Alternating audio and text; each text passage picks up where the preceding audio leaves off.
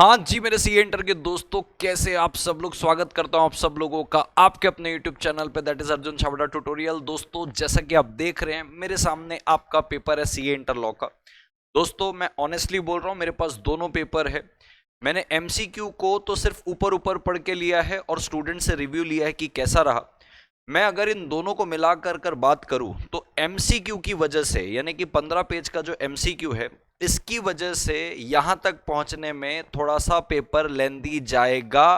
हाँ पेपर लेंदी था, लेकिन मैं बताना चाहता हूं दोस्तों, जो डिस्क्रिप्टिव वाला पोर्शन है ना, वो बहुत ही ज्यादा इजी लगा। मतलब मेरे को नहीं लगता डिस्क्रिप्टिव पढ़ने में समझने में टाइम लगा होगा।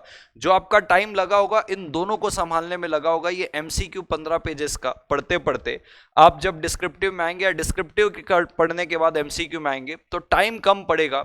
लेंदी जरूर था पेपर दोस्तों, लेकिन ये जितना भी था, ये डिविडेंड के ऊपर क्वेश्चन, नीचे अगर मैं आता हूं तो ये प्रीमियम के ऊपर क्वेश्चन पूछ रहा है कि भाई बताओ सिक्योरिटीज प्रीमियम का यूज कहां कहां हो सकता है करके। मुझे डिस्क्रिप्टिव वाला साइड काफी ज्यादा इजी लगा दोस्तों।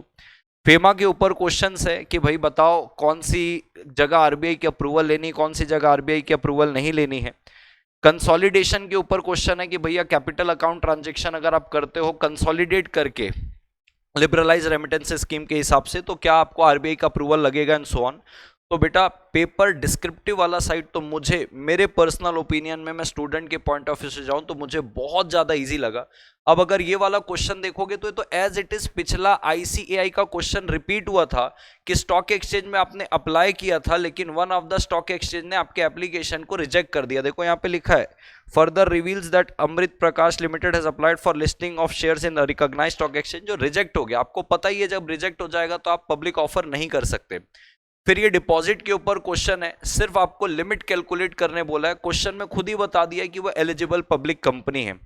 नीचे चल के देखते हैं तो ये जीसीए के ऊपर क्वेश्चन पूछा है, टाइम लिमिट के ऊपर कि कैसे डेज कैलकुलेट करेंगे और ऑफेंस का मतलब क्या है।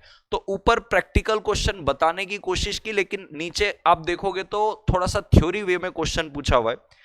यहां पे अगर चलता हूं दोस्तों ये वाले में, यहां पे नाम की टाइम लिमिट पूछ रहा है कि भाई अगर आपने नाम के लिए अप्लाई किया, रिजर्व करने के लिए नाम रिजर्व किया आपने, वो कितने दिन के लिए रिजर्व रहता है।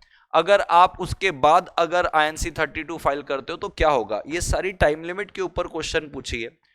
ईमानदारी से बोलूं तो जो बच्चा पढ़ कर गया है ना, ठीक ठाक सा पढ़कर गया है, कंसेप्चुअली पढ़कर गया है, उसको ये सारी चीज बनेगी। ये चार्ज के ऊपर क्वेश्चन पूछा गया है कि रजिस्टर में वो बंदा एंट्री कर रहा है जो अकाउंट ऑफिसर है। कायदे से कौन करता है, सीएस करता है या डायरेक्टर, कोई पर्सन ऑथराइज बाय बोर्ड वाला व्यक्ति रहता है। यहाँ पे अगर आप देखोगे रजिस्टर ऑफ चार्जेस में एंट्री करने वाली जो बात है, यहाँ पे अपने पास आता है, फटाफट मेरे सामने खुल जा रहे भाई, ये आया डायरेक्टर, कंपनी सेक्रेटरी और पर्सन ऑथराइज बाय बोर्ड। यहाँ पे अकाउंट ऑफिसर ने एंट्री करके लिए तो क्या होगा बोल रहा है, पैनल प्रोविजन डेफिनेटली अट्रैक्ट होंगे।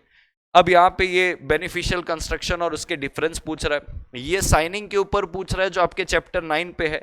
ये सबसे पहले इसको पढ़ाया जाता है, इस पे इंस्टीट्यूट के 3-4 क्वेश्चन है। तो दोस्तों जितने भी डिस्क्रिप्टिव साइड वाले क्वेश्चन है ये एलएलपी के ऊपर, ये सारे क्वेश्चन बहुत ज्यादा बनने लायक थे, मॉडरेट लेवल पे थे। ये सीआईयूआई के ऊपर है कि कौन कौन से डॉक्यूमेंट उनको देने, कितने समय में देना है। अगेन एलएलपी के ऊपर क्वेश्चन है कि भैया आपका नाम और एड्रेस कुछ चेंज हुआ, आपने बताया नहीं तो आपने क्या कॉन्ट्रावेंशन किया एंड सो ऑन। ये जीसीए के ऊपर क्वेश्चन है कि प्रोपोर्शनेट बेसिस पे आपको ड्यूटी कैलकुलेट करना है। ये एकदम इजी लगा मुझे सारी चीजें।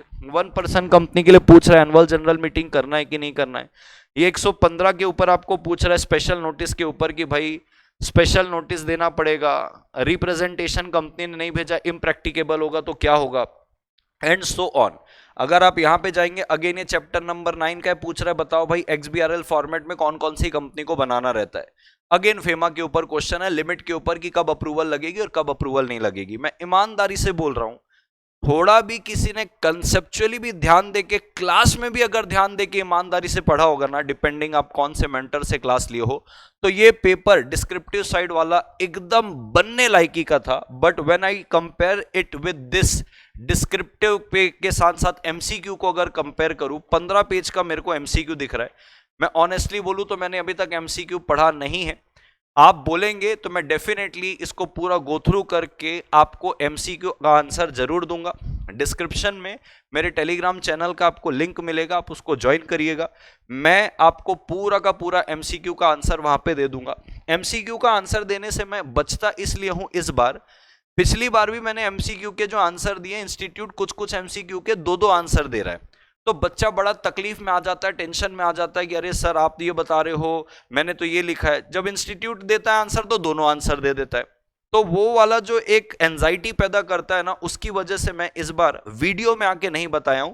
बट डेफिनेटली आप लोग के अगर कमेंट रहेंगे कि सर एमसीक्यू के आंसर चाहिए, तो मैं 1 से 1.5 घंटे के अंदर इसको पढ़ के टाइम निकाल के आपको पूरा का पूरा आंसर दे दूंगा। कमेंट में जरूर बताइएगा दोस्तों आपका पेपर कैसा गया। कमेंट में जरूर बताइएगा कि आपको एमसीक्यू का आंसर चाहिए क्या, और कमेंट में लिख के जाइएगा कि भाई अब मैं जा रहा हूं, टेक्स्ट की तैयारी कर रहा हूं इस अटेम्प्ट में।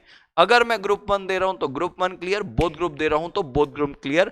I will be successful in this upcoming examination. Thank you so much दोस्तों, टेक केयर, बाय बाय।